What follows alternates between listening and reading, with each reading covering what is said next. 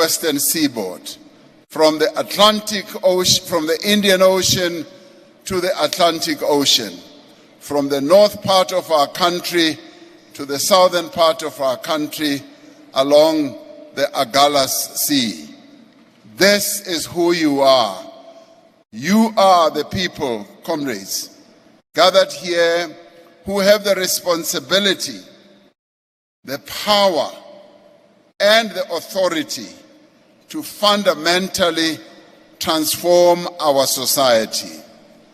The transformation of our society relies on you, relies on what you do where our people live. And today, we've got the full cohort that governs our country at national level, at provincial level, at local level as well. And that cohort belongs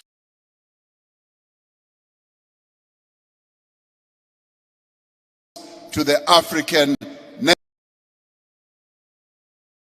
at local level as well. And that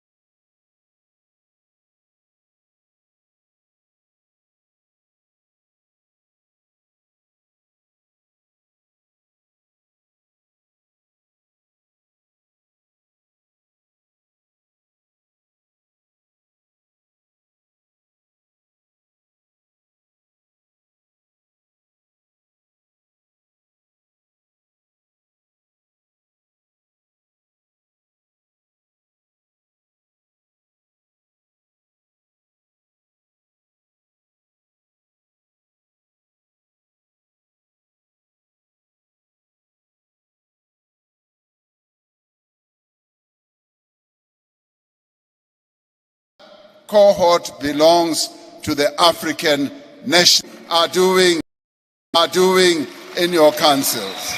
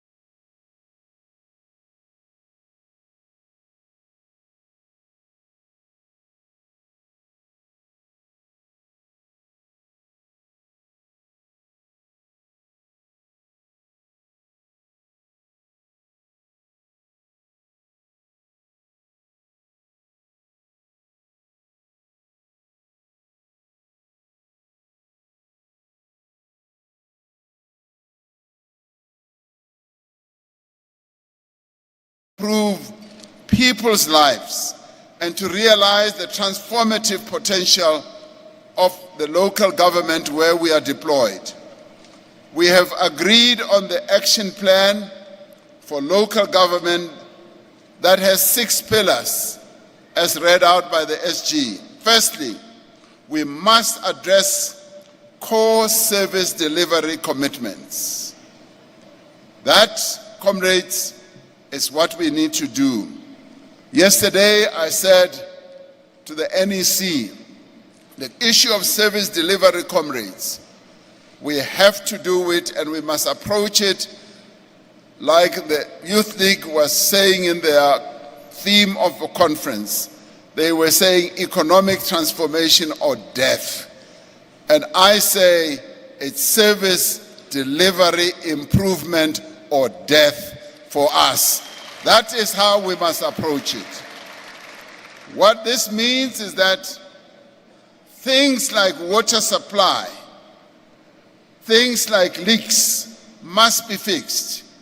It is unacceptable that as councillors, as leaders of the people of the areas where we live, we can have water leaks, sewage running in the street, and not take any action.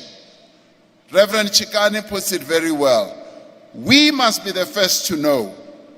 Now I want, and your marching orders today are when there's a water leak, when there's sewage in the street, you must be the first to know, and you must do something about it within 48 hours. Because, comrades, it's very simple. Because if there is such a leak in your house, where you live, if there's ever going to be sewage leaking into your yard and into your house, as a councillor, you will make sure that you attend to it within a short space of time. That is the reality for all of us. And if that is the case for you personally, as a leader, the same must apply to the people that you lead. And that is being a servant of the people. That means that we respect our people, we are giving them dignity, we are giving them recognition. That, comrade, is the call to arms. You cannot allow what you will not tolerate to be done to the people who elected you to your positions. It is impossible. You must get to a point where you say, I am not going to sleep until this water sewage or this water leak is attended to. If people do not have water, you must ask yourself, why do they not have water? It must never come from the newspapers. It must come from you.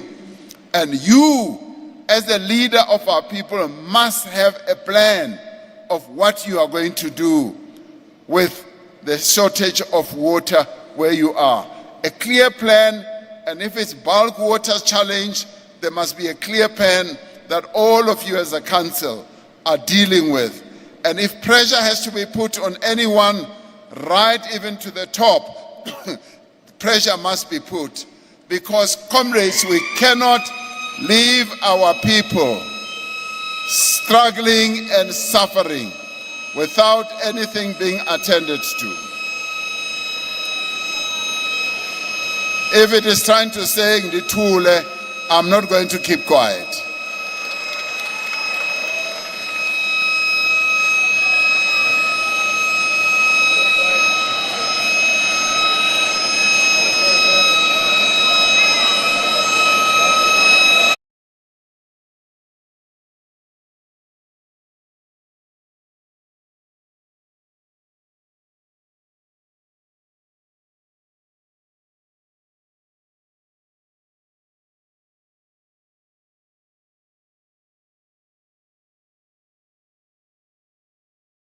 Comrade Dada Murero must attend to this matter right now.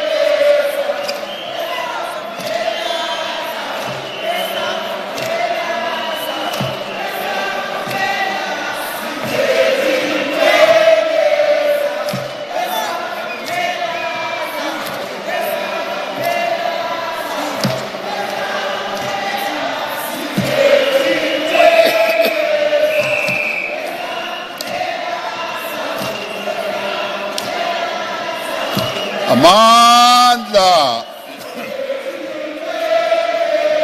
Amandla. Comrades, let's carry on.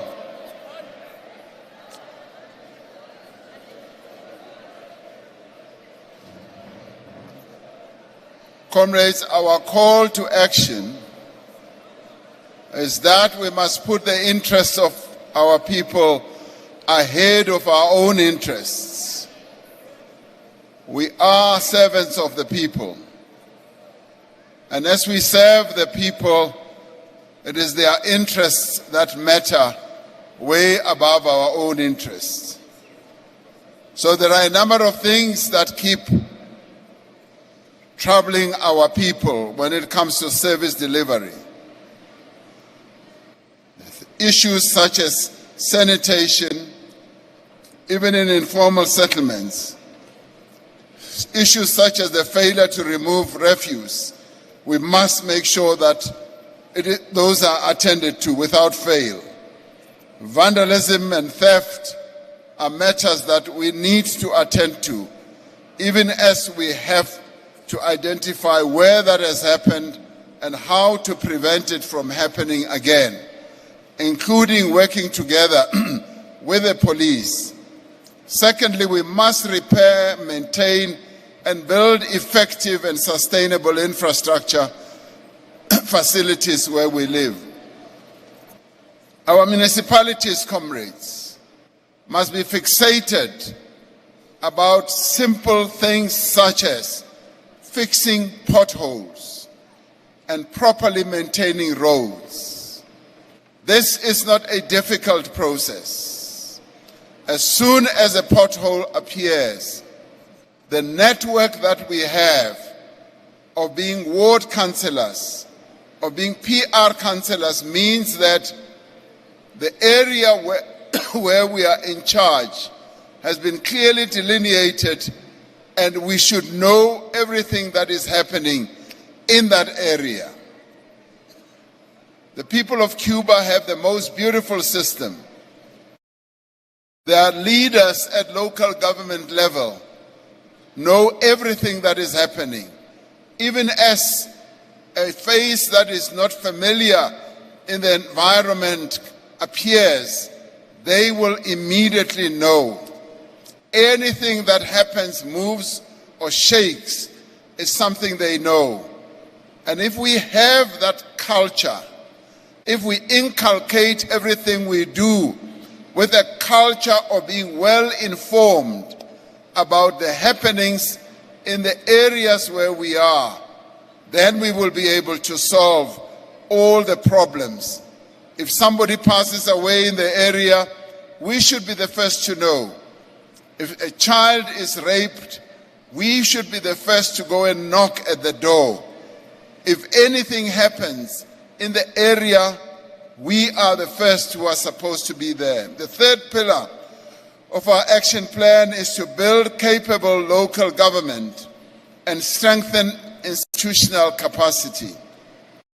We need to strengthen the way our local government works, meaning that acts of disruption, like we've seen in other councils, where, for instance, two parallel structures of a council are set up, two mayors, two municipal managers, two speakers.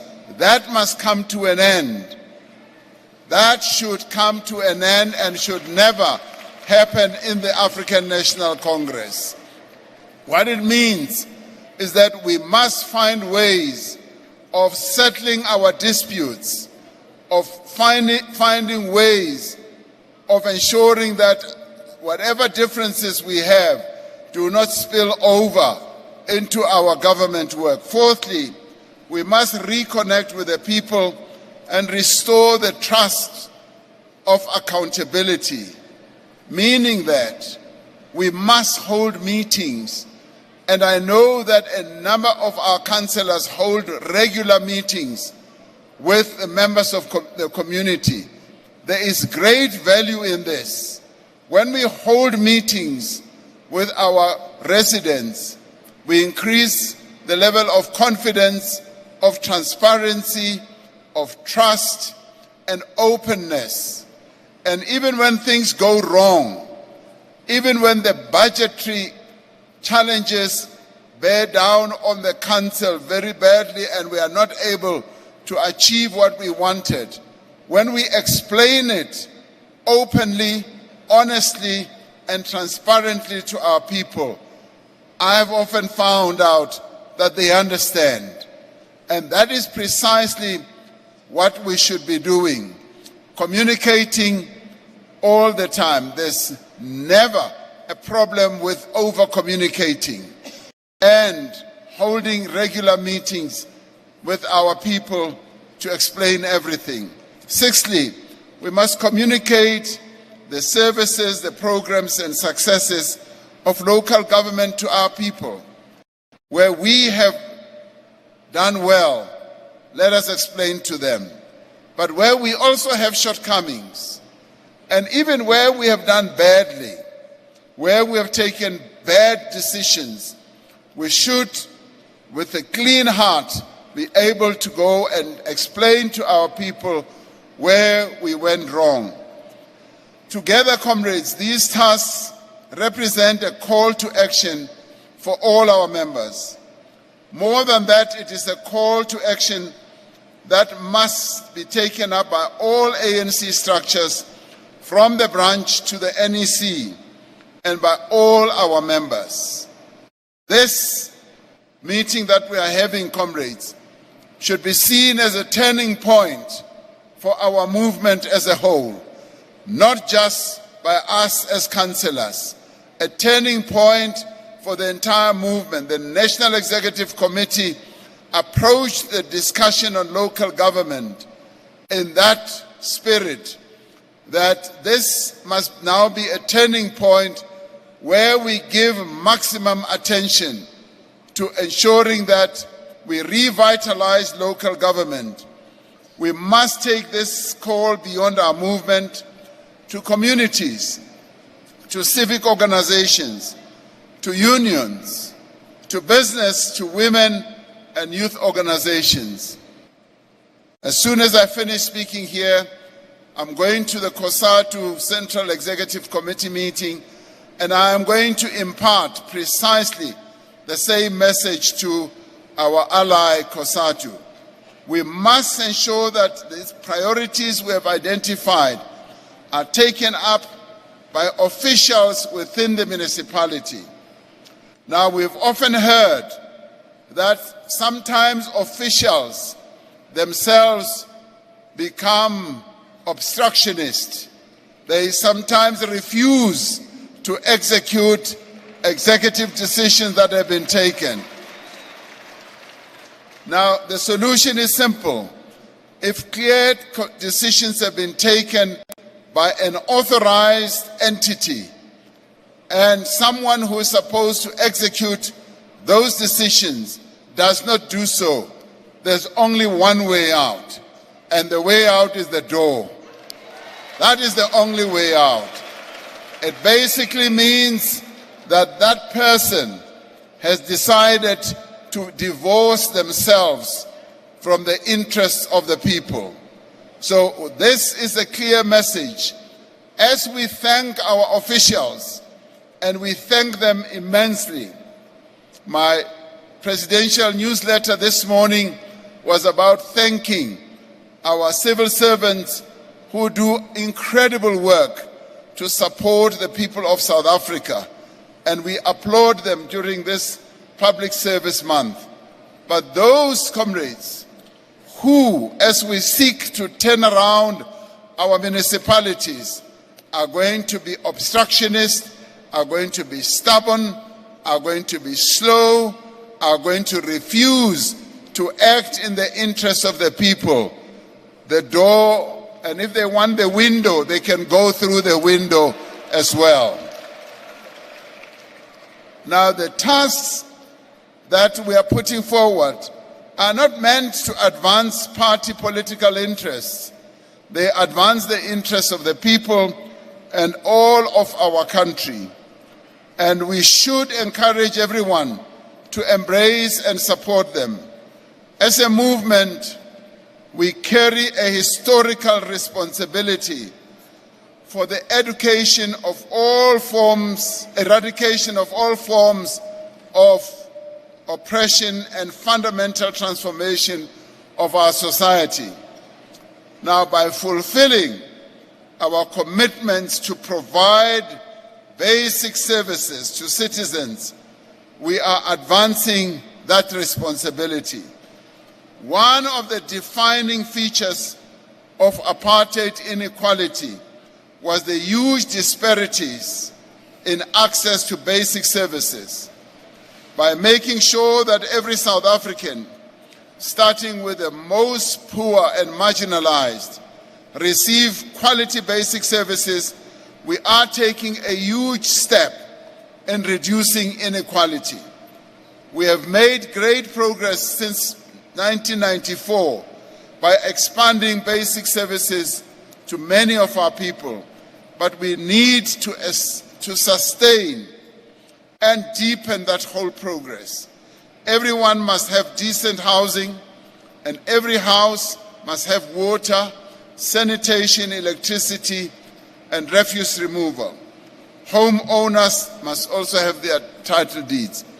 And if we can do all these things, comrades, you will find that South Africans are quite amenable, they are quite understanding, and they get satisfied when we provide services to them. Potholes must be fixed, water leaks must be repaired, street lighting must be installed.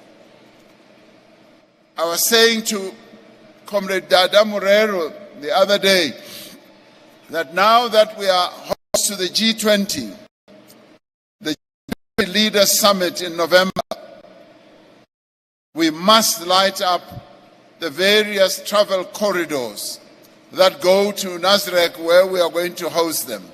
But more importantly, we must light up the whole city. And I told him that one day I was traveling and the national chair was also traveling, and we found that the street lights are not on. Comrades, the street lighting is a simple thing. It must happen. It's a function that we are capable of ensuring that it is executed. We are talking about simple things, and that is why the call to action is a doable one. And that is why, as the SG says, we will have reviews every 3 months, 6 months, and also in a year. Our fight against poverty and the high cost of living requires that indigent registers should be completed and that all households that qualify for indigent support should receive free basic services. Now, this is where, comrades, we need to reinforce our commitment as the African National Congress to reduce the cost of living for our people. Costs for many services have gone up, but we have a program in government which costs us 70 billion rand, which we need to utilize and unlock. And I know that a number of municipalities utilize that indigent program assistance for paying salaries, for meeting other needs. That program must be jealously guarded for poor people, the people in our communities who must begin to see that the African National Congress does indeed care for them. Maintaining and expanding municipal infrastructure is similarly essential to reduce inequality and poverty. Municipalities have a vast portfolio of infrastructure, whether it be roads or bridges, water treatment plants, clinics, community centers, and electricity distribution and water reticulation. We need to realize the full value of infrastructure by repairing these facilities and making sure that when they are broken, they are indeed repaired. Where we invest in new infrastructure, it must be in the areas and communities that are most in need. This is not just promoting equality. It is about creating conditions also for economic development, because investors are attracted to towns and cities that work, including rural areas. When a town, when a city, when a metro functions, investors are attracted. I saw it myself when we put together the eThekwini Presidential Working Group, when I met a group of business people, and they said, President, we want to invest in eThekwini to revamp Durban so that it becomes the tourism mecca of our country once again. And it was when the Presidential Working Group process started, where we were bringing together national, provincial, local government and business people, labor, community-based organizations, academics and all that. As we brought them all together to work, the private sector called me for a meeting, and they were competing in saying, and trying to outshine one another on which business is going to invest billions of rands. And they were saying they are going to open the Elangeni Hotel, the Maharani Hotel, and they are going to pour money into that broad walk along the beach and revamp the hotels. And they were doing so because we were restoring eThekwini to become investable once again. And therefore, comrades, wherever you are, look at your municipality as an investment opportunity and ask yourself whether any business person, any major business could ever come and invest there. And ask yourself as councillors, what do we need to do to attract businesses to come and invest and create jobs? Because in the end, comrades, it is the business community that has the money. They control 75% of our economy, and let's crowd them in, as we have always said. But we can only do so by having clean streets. We can only do so if water reticulation works. We can only do so if there are no potholes in the town. We can only do so if we give good services and the billing system works. And where they have a sense that there's no underhand activities, that there are no corrupt activities that are being executed by any of our councillors or our officials. This, comrades, is the issue I spoke about. It's that or we die. And if we don't do that, we end up being like Ditsobotla.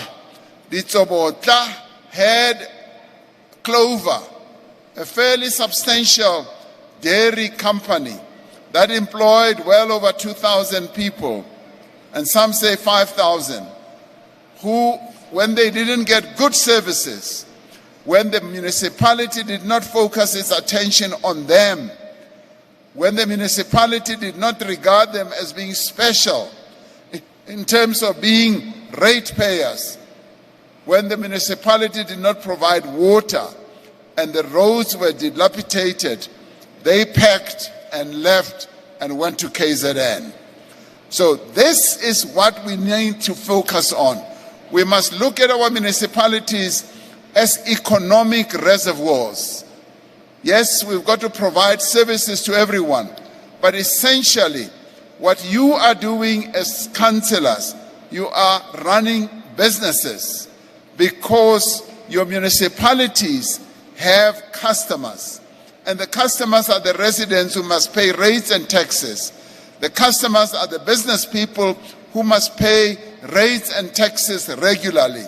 So you now need to be pleasing them and have a pool and make sure that they will continue being dedicated to stay in the city and to improve. And that's when you will start having them committing having skyscrapers, having wonderful facilities in your town becomes attractive. It has more residents. Whether it is in the rural area or not, people will come back. And this is what development is all about.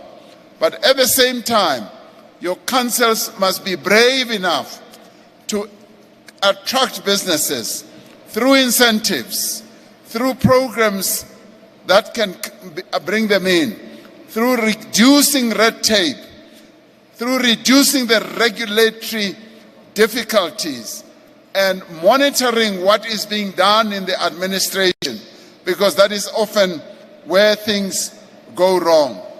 So, comrades, successful towns are towns where the administration, where the councillors, where the mayoral committee and the troika are always on their toes to make their city work or town work. And the rest falls into place, because when there's economic growth, then everyone benefits. When there's economic growth, there's no place for corruption. When there's economic progress, there's no place for shenanigans. Everybody benefits. Small business benefits, medium business benefits, and big business also benefits. And we create towns that are friendly, and then we also obliterate crime. So we need to go back to basics. We need municipalities, comrades, that are capable and also are responsive to the needs of our people and of the economy, and also who are developmental. That is why we must pay attention to good governance, sound financial management, and improve the billing system. Now, quite often, we outsource everything.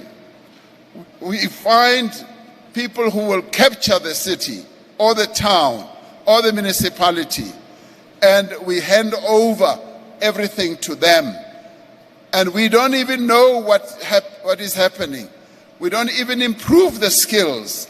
Young people who've been well trained do not get opportunities to work in the municipality to sharpen their own skills and wits, and they become frustrated and leave. It's important that we should insource. We should bring back the skills in the town. We should bring back all the skills in the town, rather than to keep on outsourcing everything. There are certain things that you can outsource, but certainly not everything. Let us look at those things that can strengthen the municipality and make the municipality vibrant, make the municipality an oasis of knowledge, an oasis of capability, an oasis of great performance. Municipality must act decisively to improve audit outcomes. Comrades, it cannot and must not be acceptable that in our country we control a number of municipalities. It is hugely painful each time when the Auditor General comes to report to Cabinet and they put up their report, and those municipalities that do best are not ANC-controlled municipalities. And I can name it here because there's nothing wrong with competition. They are often DA-controlled municipalities. We need to ask ourselves, what is it that they are doing that is better than what we are doing? And there's nothing wrong with us saying we want to go and see what Cape Town is doing. We want to go and see what Stellenbosch is doing. How do they craft everything? We need to be moving up the ladder of being good at what we do. We cannot forever stay at the bottom. It hurts me deeply when I continue to see that our municipalities sometimes tend to move even backwards. And you are the people who can improve that. The audit outcomes are important. I'm told by the Auditor General that a number of our financial statements are not even prepared at the council level. They are prepared outside. And even as they come back, they are often wrong. Now, what it means is that we do need to get capable people. Our country is not short of people who understand numbers. It's not short of people who understand accounting. Let us go and get people who understand accounting. Unless we want the books to be cooked. And I would say, away with cooking of the books. Cooking of the books must end today. We must get people who can draft the books properly and present an audit outcome that is going to be in line with what is expected. And comrades, the other important issue is the issue of procurement. We must improve our compliance with public procurement regulations so that we all have confidence that money meant for service delivery reaches our citizens. We must ensure that when it comes to procurement, there are proper rules. The rules that are there are followed. And those that we procure to, we must do a proper assessment, a proper review of whether they will be able to do the work, so that we do not have people who will start the work and stop midway and have uncompleted house buildings or bridges that are not completed and all that. All these things we have to manage. We've got to manage precisely those things. The comprehensive review of the local government system that is underway, including the critical issue of revenue base and funding model municipalities, will go on, and we will come out with good answers. This review must result in the better functioning of our municipalities. That does not mean that we can wait to fix the problems. We must fix the problems as we are flying this plane. What funds municipalities have must be prioritized for water, sanitation, electricity, roads, and housing. We must focus on the people who work in municipalities, ensuring that we recruit the most capable, the most committed, and the most of employing those that we think who are going to be infused with the notion of good service. Our most important task is to ensure that citizens are able to participate more meaningfully and directly in addressing local challenges. As public representatives, we need to reconnect with our people. As I said, the national dialogue is an opportunity for our communities to rediscover their agencies, the issues that concern them, and to take up those issues in the engagement with representatives and with other stakeholders in the process of the national dialogue. So you are also going to be called upon to participate together with our people at the local level, at the ward level, in the national dialogue process. Just to be part of it, to give information where it is required, because our people will be wanting to know what is it that we are doing in the work that has been given to us. As councillors, we must support and enable all these efforts. As councillors, we must organize public meetings.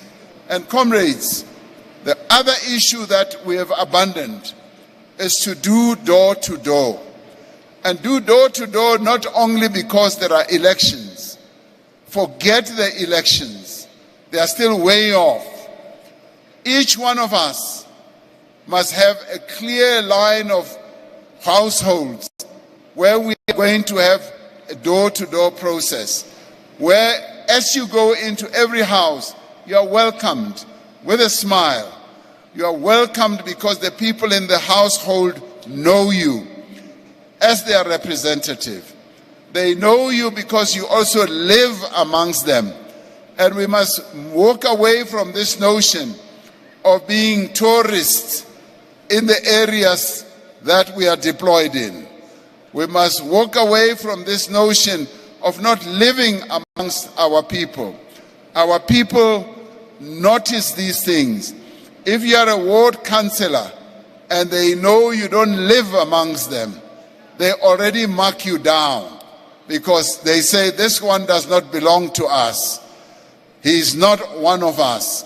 So comrades, the door-to-door process is what we now need to take to another level and to embark on community campaigns.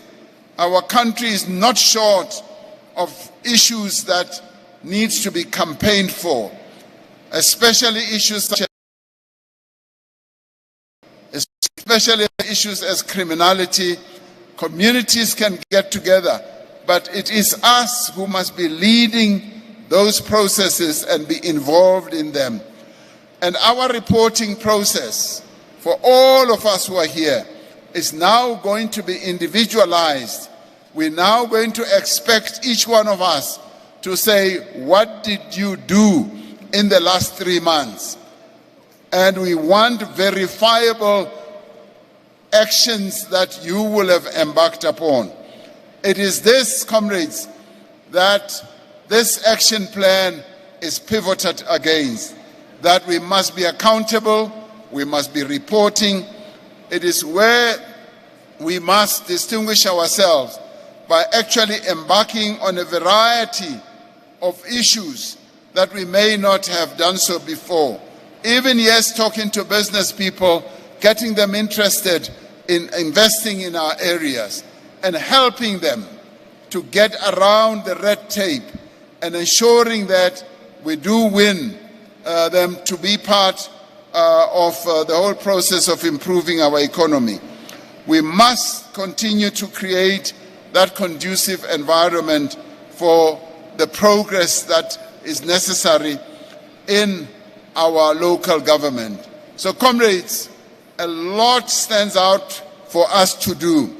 We are supposed to be the foot soldiers of our movement, and our people, having seen that this meeting is going to take place, are expecting that, yes, great action is going to take place now.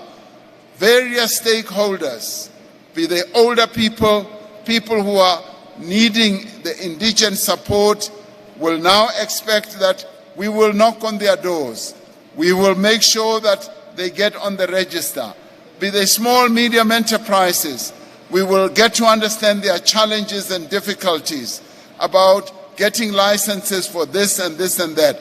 Now we are expected to be more activized, to be active, to be able to interface with anyone to improve the lives in our community. Comrades, we cannot be spectators of everything that is happening in our communities.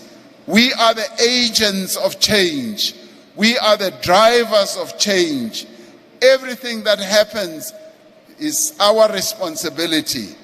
Everything that progresses should be our joy. Everything that goes wrong in the communities where we are should be something that we take up. It is our burden. If we undertake all these tasks with the urgency and the purpose that is necessary, I am sure, comrades, we will be able to turn our local government around. And these things, comrades, are doable. And if any of us in doing any of these things lack knowledge, there is a reservoir of knowledge in a variety of places, and all you need is to call out. And if, comrades, any of us begins to do wrong things, they need to be called out and say, here you are making a mistake. We cannot let down our people. But more than that, If we do all these things, we will be able to turn around municipalities into engines of inclusive growth, of sustainable development. And comrades, that's when we will be able, even towns that are seemingly dying, we will inject energy, we will inject enthusiasm, we will look at everything through new prisms, through new eyes. And this meeting, therefore, is indeed a turning point for all of us. Let us do what we need to do. The most essential ingredient in our action plan for local government are yourselves as councillors who must take up this task. Comrades, without you doing anything, we are dead. We are dead. It basically means we may just as well all pack up and go home. You are the ones who are supposed to turn things around. And what we are doing is being a catalyst. You know your area. You know the rock face against which you are working. At this crucial moment, we need the 4,708 councillors of the ANC to be dedicated, to be capable, to be accountable leaders, and to be leaders who are not going to be captured. Some may well have fallen into the temptation of being captured by business interests, by syndicates. And comrades, today, this is a time that we give you to free yourself. Come back home. Come back to the organization. Be part of us again so that we work together to improve the livelihoods of people. Because those syndicates, and we are going to go after them. We are going to go after those syndicates. We are going to set up teams that will go after those syndicates. We know them and we are going to nab them. Now, you free yourself now before it is too late, because they are only interested in advancing their own interests, their own parochial and personal interests. In your case, you are meant to be at a higher level, to serve the common good, our people. There is no place for complacency, therefore, and comrades, there's no place for laziness or arrogance. We need to be humble. Now, as we send you forth to be with our people, let us be humble. Let us serve our people with humility. Let us serve them with the respect that they expect. They want us to respect them. And respecting them also means that we want to explain to them everything. There's no space for self-enrichment or patronage as well. A fundamental problem that we must confront is also the micromanagement by ANC structures of the affairs of municipalities, especially in areas such as the appointment of officials and contractors. Let us allow those who can do the work to do the work. I know it is tempting for us to hold on. Now this must end. And in the end, when people are freed, are given the opportunity to do what they do best, you'll find that the performance goes up. Our structures are responsible for ensuring councillors are deployed to municipalities and are held accountable for the provision of services to residents. The municipal administration must be able to appoint competent people who can implement the policies and programs of council without any undue political interference. And if they go wrong, if they do wrong things, we are all within our right to ensure that we deal with them and show them the door. That is the right that we have, but we must not obstruct them. Citizens are clear. We must move incompetent people out of the way. They want those who don't serve them well to be moved out. We must not protect individuals that are implicated in corrupt activity. We must encourage and enable the law enforcement agencies to act against people within our own ranks who break the law.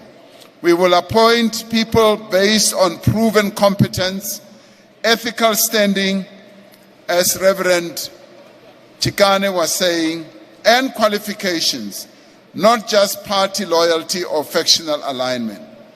We will rebuild trust by demonstrating that public office is used for public good, not personal gain. In this, every councillor, every cadre and structure has a specific role. Mayors and political committees must outline the key visible priorities. They must publicly track and report quarterly on progress against identified goals.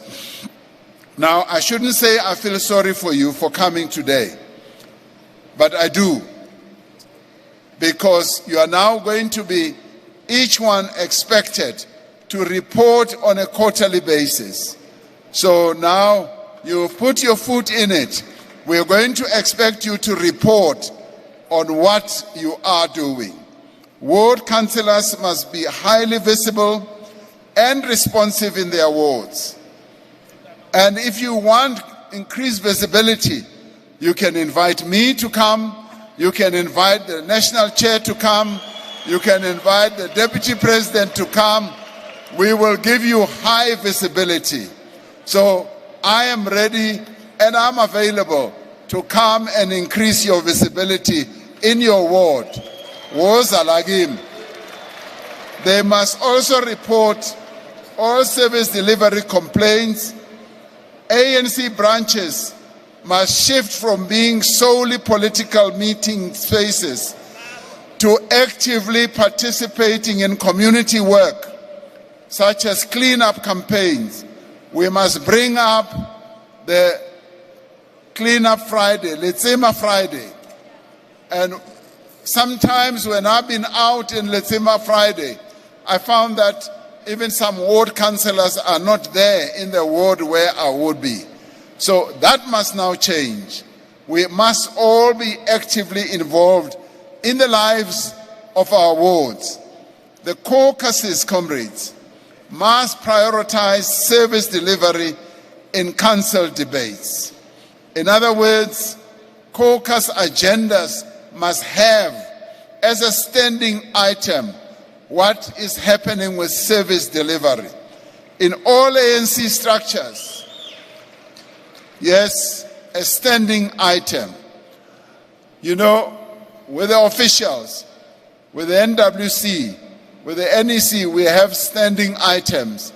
And those items are electricity, they are water, and they are also logistics, to find out what is happening across the country, because we want to be fully informed.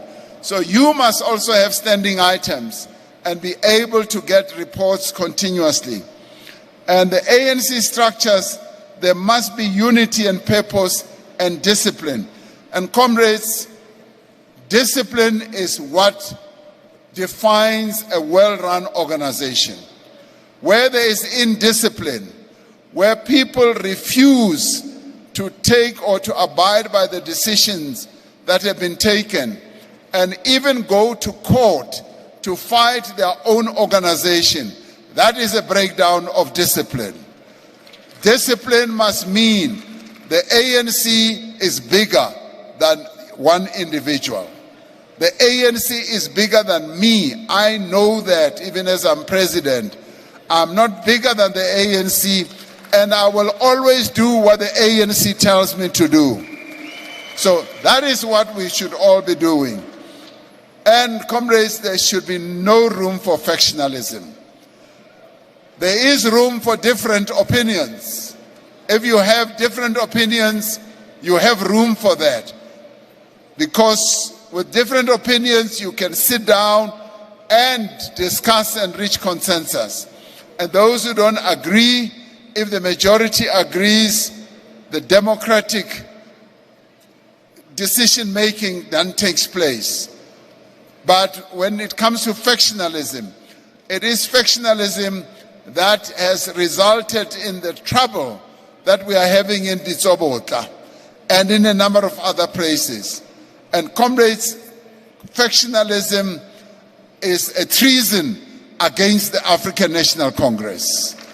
Factionalism means that you don't want to be an ANC member where now you have chosen your own direction. We must be united in reality. These comrades are our marching orders to you as our councillors. As we receive them and as we go out to implement them, let us be guided by what was said in the eye of the needle. And we said, a leader should constantly seek to improve their capacity to serve the people. They should strive to be in touch with the people all the time. They must listen to their views and they must learn from them. They should be accessible and flexible and not arrogant to themselves or arrogate to themselves the status of being the source of wisdom. A leader should win the confidence of the people in their day-to-day work. Where the situation demands, they should be firm and have the courage to explain or seek to convince others of the correctness of the decisions taken by constitutional structures, even if such decisions are unpopular. They should not seek to gain cheap popularity by avoiding difficult issues, making false promises or merely pandering to popular sentiment. We know what needs to be done, comrades. We know what is demanded of us. And today, at this very historic meeting, let us leave this historic gathering of the representatives of our people with the will and the determination to improve the way we work, and by so doing, improve the lives of our people and fundamentally transform our country. We all agree that our country is going through a number of challenges, both here and internationally. And comrades, what we need to do is to focus on how we are going to address those. We also have challenges internationally, particularly with the tariffs that the United States seeks to impose on us. Comrade Ngugai Toby, in speaking here about the impact of the tariffs on the job employment situation in the Eastern Cape, and indeed it will also affect Gauteng, and indeed it will also affect the Eastern Cape and the Western Cape as well. It requires that, yes, we should continue to engage. As it is now, we've got a team in the United States. Comrade Pakstow is joining that team. We're seeking to negotiate a deal, and I will be proceeding to the United States as well to see what deal we are able to come up with so that we ease the pressures that are coming from abroad. We at local level must also do our part to ease the pressures that are bearing down on our people. Let us put our people first. Let us do what is best for our people. And comrades, as I said at the NEC, we can do this, and we must therefore go out and do what has to be done to advance the interests of our people. Thank you.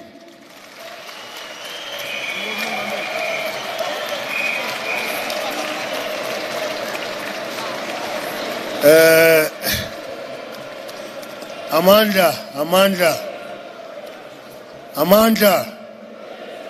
SG kawenza announcement uqala. SG kawenza announcement. Sharon Panzi. Samani Hasi. Dulang Fasi. Sit down.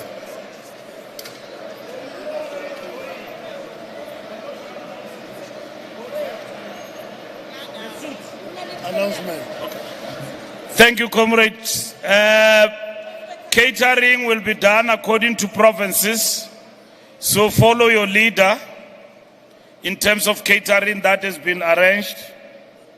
And then after this, we'll have a press conference at the auditorium with the following comrades interacting with the media.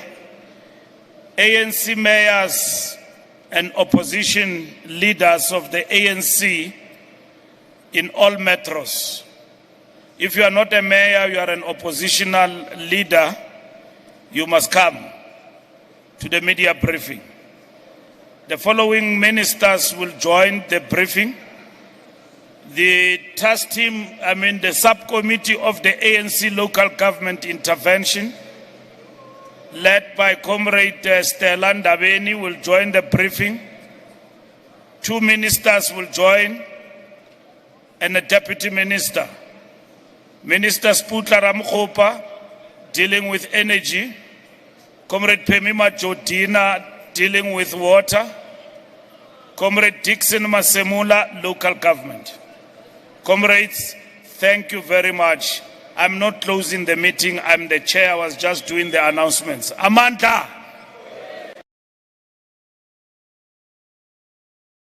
Hlala phansi SG. Hlala phansi. Sit down. Mamelani ke. I think we must thank the president. We must thank the officials. We must thank the ANC for hosting this gathering. We must thank all of you for being here. You see, when you come, it's just the beginning, and you instill hope on us that things are going to change for the better. So as you live here, will you instill hope in us that things are going to change for the better? The meeting is officially closed now.